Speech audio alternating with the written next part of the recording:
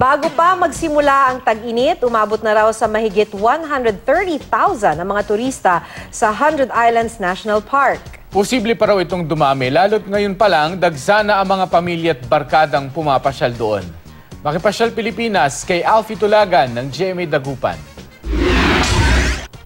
Isa lang ang pamilya Bambalan sa mga pumasyal sa 100 Islands National Park sa Alaminos City, Pangasinan ngayong opisyal na nagsimula ang tag-init.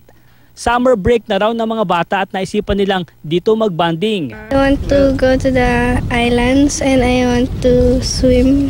Marami na improvement eh. Dati wala pa tong mga ito. Ngayon ang dami ng mga bagong ano. Maganda na para sa mga turista. Si Ginang Linda naman, ipinasyal doon ang mga bisita mula sa Amerika na first time daw sa 100 Islands. Alaminos maganda. Maganda. Ayon sa Tourism Office, umabot na sa mahigit 130,000 ang bilang ng mga turistang pumasyal sa 100 Islands mula noong Enero hanggang April 5 ngayong taon. Posible raw na mahigitan pa ngayong 2017 ang tourist arrival noong nakaraang taon. Lalo na't ngayon pa lang, marami na ang bumibisita roon. Tuwing Semana Santa, nasa 5 hanggang 10,000 turista raw ang pumapasyal dito kada araw. Sabado't Sabado o kaya holiday, yan po yun. Na medyo pumipila ng bagya yung guest natin. Alfie Tulagan, Nagbabalita, Pilipinas.